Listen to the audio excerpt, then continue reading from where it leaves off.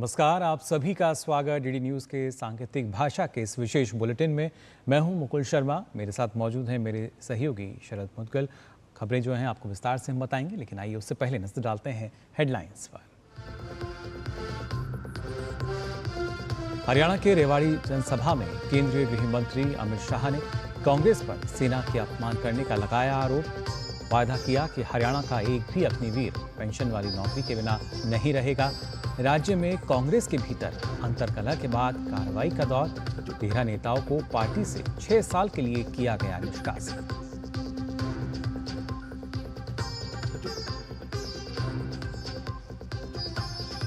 भाजपा के राष्ट्रीय अध्यक्ष जेपी नड्डा ने कहा, जम्मू कश्मीर के लोगों ने प्रधानमंत्री मोदी की नीतियों के प्रति दिखाया प्यार, विश्वास और समर्थन। लोगों ने बुलेट को नकार कर बैलेट का रास्ता चुना।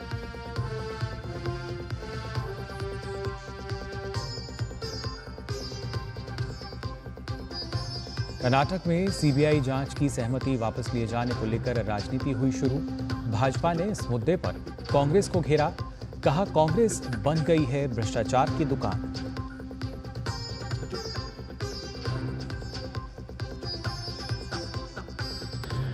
मोदी सरकार 3.0 के 100 दिन पूरे होने पर केंद्रीय मंत्रियों ने अपने विभागों के कामकाज का दिया ब्यौरा। केंद्रीय मंत्री गिरिराज सिंह ने कहा कि देश में वस्त्र का बाजार 50,000 करोड़ रुपए का होगा। केंद्रीय आयुष मंत्री प्रताप राव जाधव ने कहा, सरकार ने अब तक 10,000 से ज्यादा आयुर्वेद के लगाए शिविर।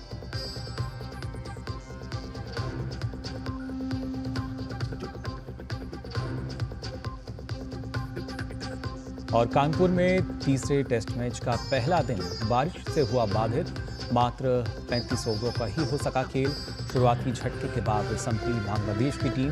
दिन का खेल खत्म होने तक बांग्लादेश ने बनाए 3 विकेट पर 107 रन।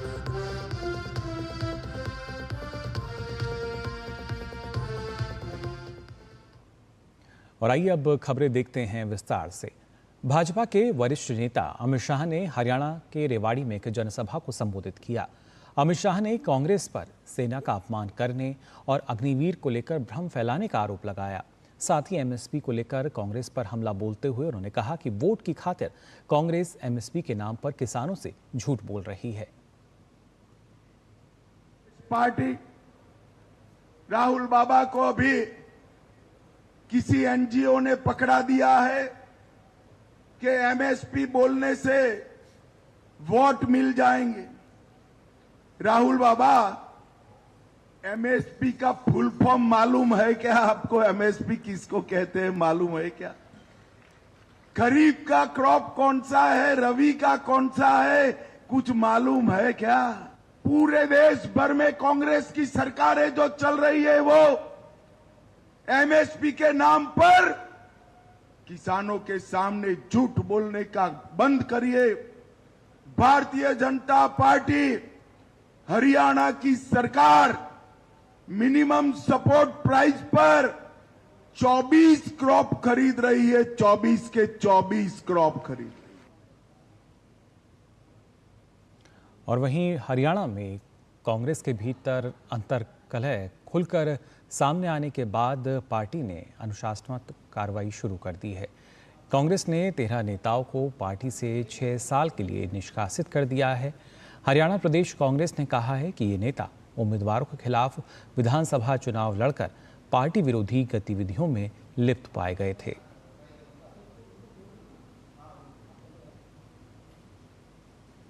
भाजपा अध्यक्ष और केंद्रीय मंत्री जेपी नड्डा ने जम्मू कश्मीर में विधानसभा चुनाव के 2 चरणों के शांतिपूर्ण तरीके से संपन्न होने का श्रेय मोदी सरकार की नीतियों को दिया है।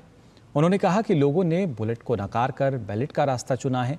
2 चरणों के मतदान से स्पष्ट है कि जम्मू कश्मीर के लोग शांति, स्थिरता और विकास चाहते हैं। जम्मू कश्मीर के लोगों ने प्रधानमंत्री मोदी जी की तरफ अपना प्यार, विश्वास और उनकी नीतियों को एक समर्थन दिया है। यह स्पष्ट इन चुनावों से हम सबको देखने को मिलता है। सबसे बड़ी बात यह है कि यह चुनाव शांतिपूर्ण ढंग से, पीसफुल तरीके से हुआ है। इस चुनाव में पिछली चुनाव के भांति कोई वायलेंस नहीं हुई, कोई बूथ कैप्चरिंग नहीं हुई, कोई फायरिंग नहीं हुई और कोई टेरर अटैक्स नहीं हुए। जेपी नड्डा ने इस दौरान विपक्षी पार्टियों पर निशाना साधा और कहा कि जब युवाओं ने आतंक को नकार कर विकास की राह को चुना तो पीडीपी, एनसी और कांग्रेस आज उन लोगों का साथ दे रही है जो देश के विरोध में काम करते हैं। कश्मीर के युवाओं ने टेररिज्म को, आतंकवाद को रिजेक्ट कर दिया है और मेन स्ट्रीमिंग कश्मीर के युवाओं का हुआ है। चिंता की बात यह है कि जब युवाओं ने टेररिज्म को रिजेक्ट कर दिया तो हमारे ऑपोजिशन पार्टी, फिर चाहे वो नेशनल कॉन्फ्रेंस हो, इंडियन नेशनल कांग्रेस हो या पीडीपी हो, ये आज उन लोगों का साथ दे रहे हैं जो देश के विरोध में काम करने वाले एक्टिविस्ट हैं, उनका समर्थन देने का काम कर। नेशनल कॉन्फ्रेंस बड़े स्पष्ट शब्दों में कहता है कि हम पाकिस्तान से वार्ता करने के पक्ष में हैं, यानी फिर से एंटी नेशनल फोर्सेस को बढ़ावा देने का काम आज ऑपोजिशन कर रहा है।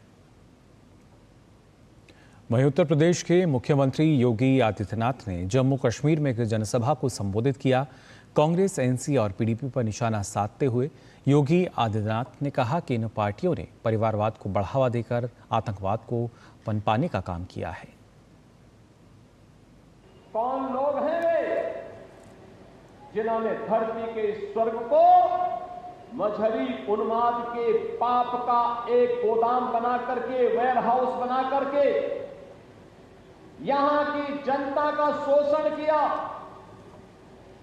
परिवारवाद को पनपाया, भ्रष्टाचार को पनपाया, अपने राजनीतिक स्वार्थ के लिए आतंकवाद को पनपाने का पाप किया था। ये लोग कौन थे? वह कोई और नहीं था, ये कांग्रेस, नेशनल कॉन्फ्रेंस और पीडीपी ही उस पाप के मुख्य जनक हैं। कर्नाटक सरकार द्वारा राज्य में सीबीआई द्वारा आवश्यक सामान्य सहमति वापस लेने पर राज्य के गृह मंत्री जी परमेश्वर ने कहा कि कई मामलों में कई राज्यों ने सीबीआई जांच की अनुमति दी है, जबकि वहीं कुछ राज्यों ने अपने यहां सीबीआई को प्रवेश की अनुमति नहीं दी है। हमारे राज्य में ऐसा पहली बार नहीं हो रहा है, पहले भी कई बार सीबीआई हमारे राज्य में बिना अनुमति के जांच के लिए आई है, जो कि सही नहीं है। वहीं भाजपा प्रवक्ता शहजाद पूनावाला ने कर्नाटक के मुद्दा घोटाले को लेकर कांग्रेस और राज्य के मुख्यमंत्री सिद्धरमैया पर जमकर निशाना साधा। पूनावाला ने कहा कि मुद्दा घोटाले को लेकर कांग्रेस का जिस तरह का रवैया है, उससे ये साफ हो गया है कि कांग्रेस एक प्रोफेशनली भ्रष्ट पार्टी बन चुकी है। ये कहना अतिशयोक्ति नहीं होगा कि कांग्रेस पार्टी का रवैया पहले चोरी और उसके बाद सीना तोड़ी, first to earth and after that you are brazen about it. यही एटीट्यूड और अप्रोच बन चुका है कांग्रेस पार्टी का कर्नाटका में भी और पूरे देश में भी करप्शन के प्रति, और यही एटीट्यूड और अप्रोच है सीएम सिद्धरमैया का भी, जब से मुड़ा स्कैम में उनकी जो कन्फ्यूजन और संलिप्तता है वो पाई गई। कर्नाटक की सिद्धरमैया सरकार मुद्दा स्कैम पर चारों तरफ से घिरती नजर आ रही है। भाजपा नेता राजीव चंद्रशेखर ने कांग्रेस पर निशाना साधते हुए कहा कि यह वही कांग्रेस है जो बात बात पर संविधान का नारा लगाती है, लेकिन जब हाईकोर्ट ने कह दिया है कि इस घोटाले की जांच होनी चाहिए तो वह जांच एजेंसी सीबीआई को कार्रवाई से रोक रही है। कोर्ट ने कहा है कि ये मूडा स्कैम जो सिद्धरामैया जी के फैमिली ने लैंड हड़पा है उसमें इन्वेस्टिगेशन होना चाहिए। जब कोर्ट ने कह दिया है कि इन्वेस्टिगेशन होना चाहिए, कांग्रेस डर गया है और कांग्रेस, वो जो राहुल गांधी के कांग्रेस जो हर इस पे अपने कॉन्स्टिट्यूशन के बारे में और लॉ के बारे में बात करते हैं, आज ऐसे डर गए हैं कि उन्होंने सीबीआई को प्रोसिक्यूशन देने का सैंक्शन से उन्होंने इनकार कर दिया है। एक तरह के जैसे माफिया जैसे इन्वेस्टिगेटिव एजेंसीज को रोकने के लिए कैबिनेट में उन्होंने रेजोल्यूशन पास किया है। केंद्रीय मंत्री गिरिराज सिंह ने कहा है कि कृषि के बाद देश में सबसे ज्यादा रोजगार देने वाला क्षेत्र टेक्सटाइल है। आने वाले समय में टेक्सटाइल का 50,000 करोड़ का मार्केट सिर्फ भारत में होगा। टेक्निकल टेक्सटाइल को प्रधानमंत्री नरेंद्र मोदी के नेतृत्व में एक नई ऊंचाई दी गई है। एग्रीकल्चर के बाद देश में रोजगार देने वाला अगर कोई विभाग है तो वो टेक्सटाइल किसान से भी जुड़ा है और टेक्सटाइल इंडस्ट्री से भी जुड़ा है। आने वाले दिन में डायपर आने वाले दिन में ये दुनिया 50,000 करोड़ का तो केवल भारत मार्केट होने वाला है। अब प्रधानमंत्री जन आरोग्य योजना में आयुष के पैकेज को शामिल किया जाएगा। जी हां, केंद्रीय आयुष मंत्री प्रताप राव जाधव ने मोदी सरकार की 100 दिन की उपलब्धियों को मीडिया से साझा करते हुए कहा कि प्रधानमंत्री के नेतृत्व में आयुर्वेद ने पूरी दुनिया में पहचान कायम की है और आगे भी सरकार आयुर्वेद को बढ़ावा देने के लिए प्रतिबद्ध है। उन्होंने बताया कि सरकार ने अब तक 10,000 से ज़्यादा आयुर्वेद कैंप लगाए हैं। इसके अलावा अब सरकार घर घर आयुर्वेद पहुंचाने के लिए हर घर आयुर्वेद कार्यक्रम शुरू करेगी। ये तीसरी बार जो हमारी यहाँ पर सरकार नरेंद्र मोदी जी के नेतृत्व में स्थापित हुई, उसके 100 दिन अब पूरे हो चुके हैं। भारत के यशस्वी प्रधानमंत्री माननीय श्री नरेंद्र मोदी जी के ऊर्जावान नेतृत्व में आयुष क्षेत्र और पारंपरिक चिकित्सा पद्धति ने विश्व पटल पर प्रतिष्ठा अर्जित की है। आयुष पद्धतियाँ आज केवल एक विकल्प नहीं है, बल्कि देश की स्वास्थ्य नीति का एक प्रमुख आधार भी यहाँ पर बन चुका है। इसमें जो उपलब्धि है, उसमें जो पहले हमारी उपलब्धता थी, विश्व स्वास्थ्य संगठन WHO के साथ एक हमने डोनर समझौता किया कि जिसमें आयुर्वेद को वैश्विक स्तर पर प्रसारित करने के लिए आयुष मंत्रालय विश्व स्वास्थ्य संगठन के साथ मिलकर बड़े स्तर पर कार्य कर रहा है। प्रियंक खरगे द्वारा सेमीकंडक्टर इकाइयों को असम और गुजरात में स्थापित करने को लेकर दिए गए बयान पर असम के मुख्यमंत्री ने हमला बोला है। हिमंता बिस्वा शर्मा ने कहा कि एक बार फिर कांग्रेस ने असम के विकास का विरोध करके अपना असली रंग दिखाया है। कांग्रेस के राष्ट्रीय अध्यक्ष के बेटे और कर्नाटक सरकार में मंत्री ने दावा किया है कि असम को सेमीकंडक्टर उद्योग लगाने का कोई अधिकार नहीं है। उन्होंने असम कांग्रेस के नेताओं से आग्रह किया कि वे इस विभाजनकारी सोच को खारिज करें और असम के विकास और प्रगति के लिए खड़े हों। दरअसल 5 सेमीकॉन इकाइयों के विनिर्माण को लेकर कांग्रेस अध्यक्ष मल्लिकार्जुन खड़गे के पुत्र और कांग्रेस विधायक प्रियंक खरगे ने केंद्र सरकार पर सवाल उठाया है। प्रियंक खरगे ने अपने सोशल मीडिया प्लेटफॉर्म एक्स पर लिखे अपने पोस्ट में कहा है कि 5 सेमीकॉन इकाइयों में से 4 का निर्माण गुजरात में और 1 का असम में हो रहा है, जबकि वहां सेमीकॉन विनिर्माण के लिए कौशल पारिस्थितिकी तंत्र नहीं है। जब चिप डिजाइनिंग की 70% प्रतिभा कर्नाटक में है, तो सरकार राजनीतिक प्रभाव का उपयोग करके दूसरे राज्यों में क्यों जाना चाहती है? यह अनुचित है। प्रियंक खरगे ने पोस्ट पर असम के मुख्यमंत्री हिमंता बिस्वा शर्मा ने पलटवार करते हुए कहा कि एक बार फिर कांग्रेस ने असम के विकास का विरोध करके अपना असली रंग दिखाया है।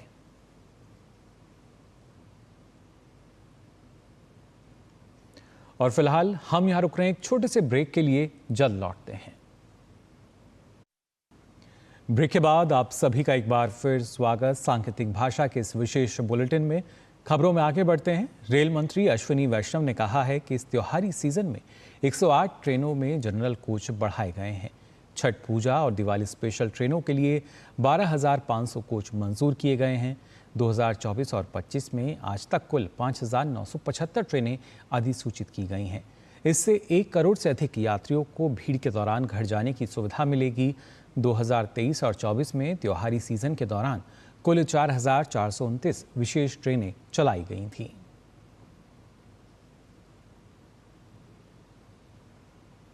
मेक इन इंडिया अभियान के तहत रक्षा उत्पादों की गुणवत्ता सुनिश्चित करने के लिए कई योजनाएं चलाई जा रही हैं। भारतीय रक्षा में गुणवत्ता आश्वासन के 68वें स्थापना दिवस पर डीडी न्यूज संवाददाता विशाल वेरिस्टो ने निरीक्षण के समय को कम करने और निजी भारतीय कंपनी द्वारा आपूर्ति को अधिक स्वायत्तता प्रदान करने के लिए उठाए गए कदमों पर डायरेक्टर जनरल क्वालिटी एश्योरेंस से खास बातचीत की। भारत तेजी से आत्मनिर्भर बनता जा रहा है रक्षा क्षेत्र में, और अब भारतीय कंपनियां इस तरह के इक्विपमेंट्स बना रही है, इस तरह के व्हीकल्स बना रही हैं।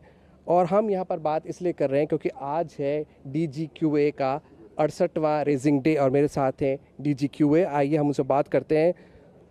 जब हम बात करते हैं भारत के आत्मनिर्भर बनने की, तो ऐसी कंपनीज का मेक इन इंडिया कैंपेन का कितना बड़ा रोल होता है? मेक इन इंडिया कैंपेन ये हमारा जो कंपनीज है, सो लार्ज इंडस्ट्रीज है, उनके थ्रू जितना भी वो बड़े प्रोजेक्ट्स हैं वो पूरा उन्होंने अंडरटेक कर रहे हैं। अभी व्हीकल्स इधर डिस्प्ले हुआ है, मैक्सिमम व्हीकल्स वो हमारा महिंद्रा डिफेंस सिस्टम ने डिस्प्ले किया है, और ड्रोन्स भी इधर डिस्प्ले किया है, हाई एल्टीट्यूड ड्रोन्स भी इधर डिस्प्ले किया है। 90 देशों में भारत अपने रक्षा उत्पाद निर्यात कर रहा है। कुछ देशों के नाम बताना चाहेंगे और क्या क्या हम भेज रहे हैं बाहर? अभी for example Thailand, Bangladesh, Sri Lanka, so ये ऐसे ही बहुत सारे कंट्रीज़ को इन्होंने एक्सपोर्ट कर रहे हैं। और ये ऐसे ही 90 देश से, सो इनका बहुत सारा प्रोडक्ट्स, डिफरेंट वेरिंग प्रोडक्ट्स को अभी हम एक्सपोर्ट कर रहे हैं। सर, जब हम बात करते हैं आत्मनिर्भरता की और हम निर्यात की बात कर रहे हैं, ऐसे में DGQA का रोल बहुत अहम हो जाता है, क्योंकि क्वालिटी अश्योर आप करते हैं, तो वो कितना इम्पोर्टेंट मानते हैं इस बात को?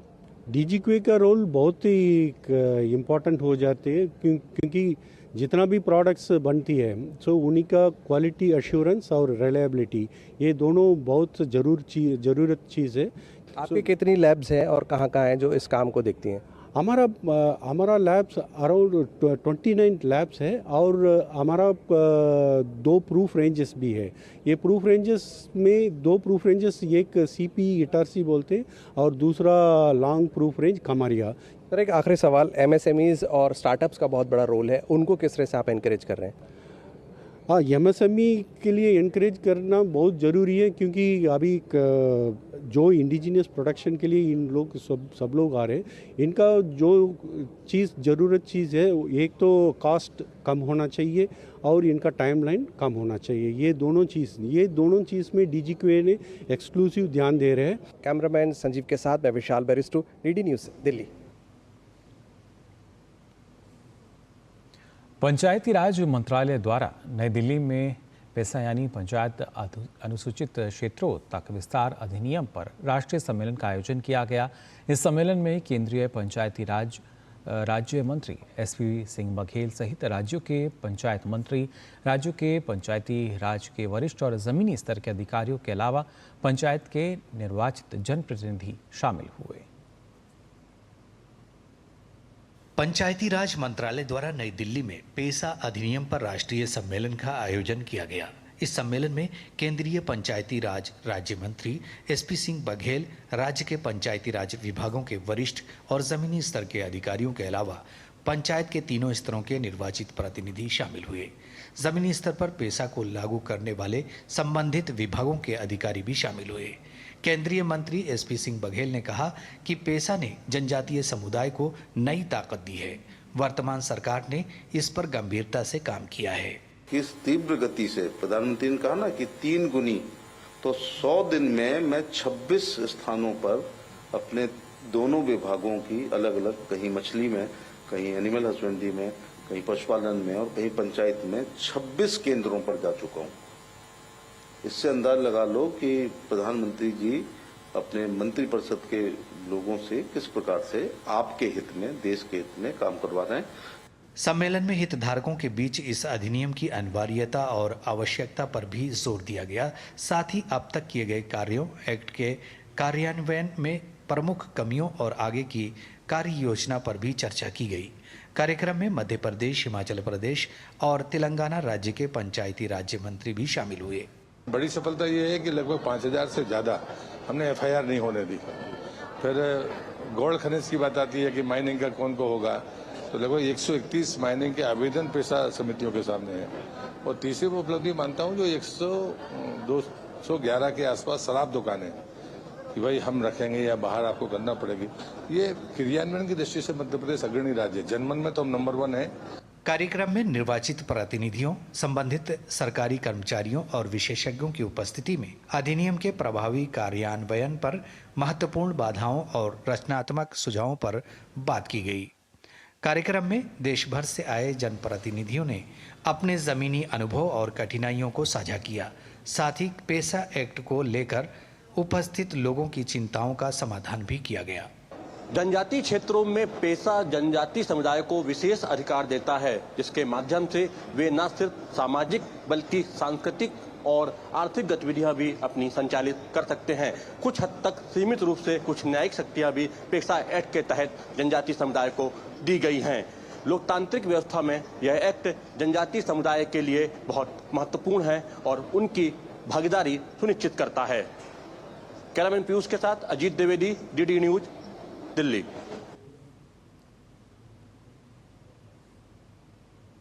प्रसार भारती और ई स्पोर्ट्स इंडस्ट्री की जानी मानी कंपनी म्यूजिक स्पोर्ट्स के बीच एक समझौता हुआ है। दोनों मिलकर देश में ई स्पोर्ट्स के भविष्य को मजबूत करने की दिशा में काम करेंगे।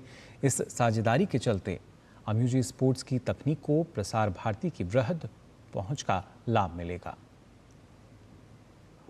ई स्पोर्ट्स एथलीट्स का कोई प्लेटफॉर्म नहीं है जहाँ पे वो लोग अपने जो टैलेंट है वो शोकेस कर सकें, क्योंकि ये आज के दिन में ओलंपिक स्पोर्ट बनने चला है। तो ये प्रसार भारती का एक एंडेवर है कि वो इसको और ज़्यादा हाईलाइट करे। तो हम लोग भी इस ड्रीम जो है, आइडियल जो है, इनके साथ जुड़े एंड ये एक अच्छा इनिशिएटिव हम लोग की तरफ से हम लोग स्टार्ट कर रहे हैं ताकि हम लोग जितने डीप जा सकें and we can facilitate the tournaments to be played, the tournaments to be highlighted and Doordarshan से ऊपर तो कुछ हो ही नहीं सकता इंडिया में शोकेस करने के लिए, तो वहाँ पे हम लोग शोकेस करेंगे ये सब। प्रधानमंत्री नरेंद्र मोदी ने हाल ही में 45वें शतरंज ओलंपियाड में गोल्ड मेडल जीतने वाले भारतीय पुरुष और महिला टीमों से मुलाकात की, जिसका वीडियो उन्होंने सोशल मीडिया प्लेटफॉर्म पर भी शेयर किया। इस दौरान नोएडा की बेटी और शतरंज ओलंपियाड में गोल्ड मेडल जीतने वाली वंतिका अग्रवाल ने पीएम नरेंद्र मोदी से जुड़ा एक पुराना और दिलचस्प किस्सा सुनाया। मेरे लिए खुद बहुत ज़्यादा स्पेशल मोमेंट था, क्योंकि मैं जब 9 साल की थी तो मैं एशियन स्कूल जीती थी, 2 डबल गोल्ड तब जीता था। और मुझे गुजरात में उन्होंने तब एक बहुत बड़ा इवेंट कर रहे थे जब आनंद 5 टाइम्स वर्ल्ड चैम्पियन बने थे और बहुत सारे लोगों को साइमल भी खेलने के लिए बुलाया था। तो तब मुझे भी वहाँ पे ऑनर करने के लिए उन्होंने बुलाया था। तो तब मैं 9 साल की थी, 2012 की बात है, गुजरात में। और उसके बाद ये 12 साल बाद यहाँ तक पहुँचना, क्योंकि मुझे वो जो एनकरेजमेंट, वो जो प्रोत्साहन तब मिला, तो मैंने तब सोच ही लिया था कि इंडिया के लिए खेलना है और इंडिया के लिए मेडल जीतना है। और वहाँ से यहाँ तक पहुँच पाई मैं और जीत पाई, तो बहुत ज़्यादा ही अच्छा लग रहा है। मैंने और इनफैक्ट मैंने जो फ़ोटो थी वो 2012 की, जब मैं 9 साल की थी, मैंने उन्हें दी और वो भी बहुत ज़्यादा ही खुश थे ये देख के। केंद्रीय खेल मंत्री मनसुख मंडाविया ने आज नई दिल्ली में शतरंज ओलंपियाड में स्वर्ण पदक जीतने वाली भारत की पुरुष और महिला टीम को सम्मानित किया। इस मौके पर खेल मंत्री ने कहा कि देश ने पिछले कुछ समय से दरमियान शतरंज के खेल में अभूतपूर्व प्रगति की है। हंगरी के बुडापेस्ट में सफलता का झंडा गाड़ शतरंज के खेल में देश की बादशाहत को सामने रखने वाले इन चेस चैंपियंस के सम्मान का दौर जारी है। गुरुवार को इस कड़ी में खेल मंत्री मनसुख मांडविया ने न केवल इन खिलाड़ियों को सम्मानित किया, बल्कि प्रोत्साहन राशि प्रदान कर खिलाड़ियों को आगे भी इसी तरह के प्रदर्शन के लिए प्रेरित किया। खेल मंत्रालय के द्वारा प्रत्येक खिलाड़ी को 20-20 लाख की राशि प्रदान की गई। देश के हर नागरिक जो देखते हैं उसके मन में प्राउड फील होता है कि ये मेरा देश का झंडा स्पोर्ट्स में ऊपर रहा। मोदी जी के नेतृत्व में देश में बदलाव आ रहा है।